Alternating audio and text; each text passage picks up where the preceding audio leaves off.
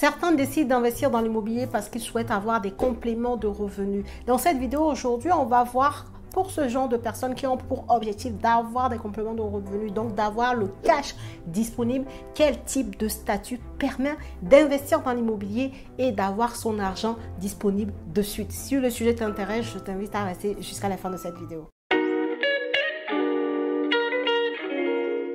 Bonjour à tous et bienvenue sur cette chaîne destinée à l'investissement immobilier. Je suis Céline Médéou, épouse d'Orido. Je suis immopreneur, une personne qui fait du business avec l'immobilier, qui gagne véritablement de l'argent tous les mois.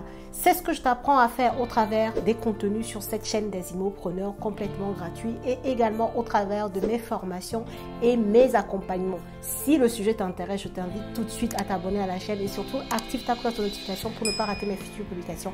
Deuxième chose, regarde dans la barre de description de cette vidéo, tu trouveras des liens très intéressants, notamment ton lien de bienvenue si tu es nouveau ou nouvelle sur cette chaîne. Ce lien de bienvenue, c'est un nouveau lien où j'ai pris le temps par les questions que vous me posez, que ce soit sur YouTube dans les commentaires ou que ce soit sur mes autres réseaux, que ce soit dans les accompagnements. J'ai pris le temps de synthétiser ça et j'ai réalisé un e-book de plus d'une dizaine de pages dans lequel je t'explique les 10 commandements pour investir de façon rentable dans l'immobilier, les 10 commandements de l'investissement immobilier rentable. Donc, comment te dire, je suis très contente de pouvoir te proposer ce genre de contenu complètement gratuit, ce genre de cadeau de bienvenue. Donc, n'hésite pas à aller télécharger tout de suite dans la barre de description de cette vidéo.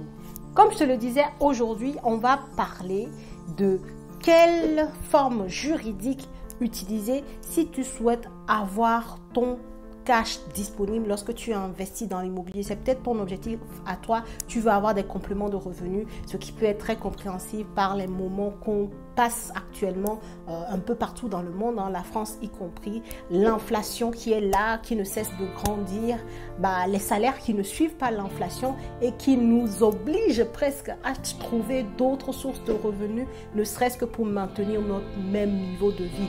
Donc peut-être que tu fais partie de ces personnes-là qui veulent vraiment avoir de l'argent qui rentre en plus de leur salaire, mais pas de l'argent qu'on va juste garder, mais de l'argent qu'on va pouvoir utiliser de suite si on en avait besoin. Donc si tu es dans ce cas-là, faut savoir que en termes de statut juridique de façon générale qui va te permettre de ne pas te casser la tête à savoir si tu as le droit de prendre de l'argent ou pas, c'est l'investissement en nom propre, c'est clair. L'investissement en nom propre, je vais te le détailler après ce que tu peux faire dans le nom propre. Mais clairement, si tu ne veux pas de prise de tête, si tu veux que ton argent soit disponible de façon indéfinie, le statut, là où tu dois te trouver, la stratégie à adopter, c'est d'investir dans le nom propre. Maintenant, dans le nom propre, tu vas avoir deux choix. Tu peux investir vraiment en nom propre en faisant de la location nue, d'accord? Et à ce moment-là, tu seras adossé au régime foncier, ou sinon, tu peux décider d'investir en nom propre, mais de faire de la location meublée. Et dans la famille des locations meublées, tu vas trouver de la colocation meublée, tu vas trouver de la location courte durée, tu vas trouver de la location moyenne durée, bail mobilité, pardon. Tu vas trouver également de la location meublée classique 9 mois pour les étudiants ou 1 an de façon générale, d'accord? Donc, tu as différentes choses que tu peux faire sous le régime fiscal de la location meublée, sur ce statut de loueur meublé non professionnel. Du coup, tu vas peut-être me demander, du coup, est-ce que ça serait plutôt mieux pour moi de faire de la location nue, donc rester en nom propre, faire de la location nue, ou bien il vaudrait mieux faire de la location meublée? Moi, je vais te répondre, ça va dépendre de ton profil et ça va dépendre de ton projet. On sait que la location meublée, donc tu seras dans le régime fiscal du BIC, bénéfices industriels et commerciaux. Il y a des critères à respecter pour rester longtemps sous ce régime-là. Il y a 2 critères fondamentaux. Le premier, c'est que tes loyers générés de la location nue, je parle bien de chiffre d'affaires et pas de bénéfices, les revenus bruts locatifs issus de la location meublée qui ne dépassent pas 23 000 € et qui ne dépassent pas l'ensemble de tes revenus, les revenus du foyer en fait. Enfin, quand je dis l'ensemble des revenus, je parle des autres revenus. Donc, par exemple, si tu es salarié, il ne faut pas que tes revenus issus de la location meublée dépassent ton salaire mensuel ou annuel. Donc, je te prends un exemple. Admettons qu'en location meublée, tu gagnes 3 000 € par mois brut. Je le reprécise. Il ne faut pas que ton salaire soit à 2 800 €. Il faudrait que ton salaire soit à 3 200, 3 100. En tout cas, ton salaire ou tes autres revenus de façon générale. Donc, salaire, peut-être tes revenus, je ne sais pas moi, de société. Si tu as une société, peu importe le type de société, tes revenus de location, même nus. En tout cas, tous tes autres revenus doivent pouvoir dépasser tes revenus du meublé si tu veux rester sous ce régime meublé et être en non professionnel. Ok, donc à ce moment-là, tu es tranquille, tu peux rester sous ce régime-là et c'est super. Tu as tous les avantages, tu as l'amortissement, tu as les charges déductibles, tu as tout. Et en plus, lorsque tu vas vouloir revendre, tu ne vas pas être assujetti là à la plus-value comme on peut l'avoir en loueur meublé professionnel où là, tu payes beaucoup par rapport à ta plus-value que tu vas engranger. Donc clairement, oui, c'est un plus. Et pareil, selon ton profil, selon ton objectif ou tes objectifs, tu vas pouvoir rester aussi en location nue. D'accord? Admettons quelqu'un qui gagne 1500, 1800 € par mois, qui sait que si il ou elle veut être en location meublée, elle va très vite arriver au plafond que j'ai cité tout à l'heure. Cette personne-là, il vaudrait mieux plutôt qu'elle fasse de la location nue parce que, ok, tu veux avoir ton argent disponible, mais tu veux aussi ne pas payer trop d'impôts, tu veux optimiser ton imposition pour justement garder cet argent-là dans ta poche. Okay? Donc, c'est pour ça qu'on ne peut pas dissocier le fait de vouloir garder de l'argent dans sa poche et le fait de penser tout de suite à la fiscalité parce que la fiscalité peut te prendre tout ton bénéfice en fait. Donc, ça, il faut vraiment l'avoir en tête. C'est pour ça, tu as vu, je t'ai parlé du fait de pouvoir garder l'argent, de pouvoir avoir le cash tout de suite. Je t'ai parlé du statut que tu peux avoir, faire tes biens, acheter tes biens en nom propre, mais en même temps, je te parle de fiscalité parce que c'est intimement lié si tu veux avoir du cash dans ta poche. Donc, je reviens sur ce que je disais. Tu peux rester en location nue. Tout dépend de ton profil. Pour quelqu'un qui ne gagne pas beaucoup d'argent, pas beaucoup, je veux dire, tout est relatif. En dessous de 2 000 € par mois, qui va très vite arriver au plafond de la location meublée en loueur meublé non professionnel. Avoir un bien avec un peu de travaux et pouvoir rester en location nue pourrait aussi faire l'affaire si on veut pouvoir avoir son cash disponible tout de suite. Ok? Donc vraiment, garde en tête que pour avoir l'argent disponible, ce qui peut être fait, c'est vraiment de rester en location. Je dis en location, vraiment de faire ses achats en nom propre.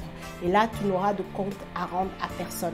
Pareil, on peut maintenant aussi parler de SCI. Si tu veux investir avec quelqu'un d'autre, tu peux être dans le cadre d'une SCI transparente. Donc, SCI avec l'imposition sur les revenus. Ça existe aussi pour la SARL de famille avec l'imposition sur les revenus, où là, tu peux aussi avoir accès à ton argent. En fait, dès lors que tu peux être imposé sur tes revenus, ça veut dire que tu peux jouir de cet argent-là, puisque de toute façon, tu es tout de suite imposé sur cet argent-là. Alors qu'en société, donc si tu es en SCI à l'imposition sur les sociétés ou si tu es en SARL à l'IS, à ce moment-là, c'est la société qui a imposé. Okay? Et comme c'est la société qui a imposé, c'est la société qui a les revenus locatifs et donc tu ne peux pas à ce moment-là avoir accès à ton argent comme tu veux. C'est vraiment on va dire, la base qu'il faut comprendre en fait. C'est vraiment le process qu'il faut comprendre. Qui dit je veux avoir accès à mon argent dit que je dois être imposé directement sur les revenus. Et donc le nom propre, je suis imposé directement sur les revenus, location nue, location meublée et aussi en SCI à l'impôt sur les revenus, je suis tout de suite imposé sur les revenus, donc je peux toucher à l'argent. En SARL de famille, à l'impôt sur les revenus, je peux toucher à l'argent parce que tout de suite, je suis imposé sur les revenus locatifs. Okay? C'est vraiment ce que tu dois avoir en tête. Je ne vais pas t'en dire plus parce que des fois, en fiscalité, on peut aller très vite, mais il est important de comprendre que si tu t'intéresses à l'immobilier, et tu dois t'intéresser à la fiscalité. Peu importe, on va tourner, on revient toujours à la fiscalité. Donc, aie bien ce point en tête. N'hésite pas à te former. Ma formation démarrer dans l'immobilier rentable est là. C'est une formation très complète très complète, plus de 10 modules dans lesquels tu apprends différentes étapes de l'investissement immobilier rentable. On parle de fiscalité, on parle de tout type de fiscalité dans l'immobilier, on parle de financement, on parle de travaux, on parle de comment trouver une bonne affaire. Bref, c'est hyper complet. Je t'assure, tu vas rejoindre une team de feu en plus. Donc, n'hésite pas à te former, que ce soit via ma formation ou tout autre. C'est important quand tu veux gagner de l'argent dans l'immobilier d'y associer la fiscalité. Ok, c'est indissociable. Et d'ailleurs, dans les 10 commandements de l'investissement immobilier rentable, donc le cadeau que j'ai mis sur pied pour vous là, il y a très peu, et ben tu verras que j'en ai longuement parlé également. Voilà ce que je voulais te dire dans cette vidéo. Si elle t'a plu, je t'invite à la liker, la partager surtout à quelqu'un peut-être qui aurait besoin de cette information actuellement parce qu'elle veut faire son premier pas dans l'immobilier, mais elle ne sait pas comment je fais. Je vais avoir mes compléments de revenus, mais en même temps, on me dit que la SCI c'est bien, mais en même temps, non. Après, il y a des choix. Il n'y a pas de méthode extraordinairement bien pour tout le monde. Il n'y a que des process, des stratégies en fonction de ton profil.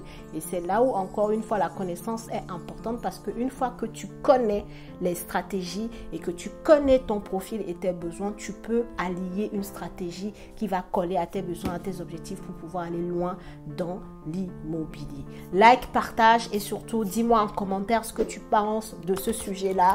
Est-ce que toi, tu as investi en nom propre ou est-ce que tu as tout de suite sauté en société?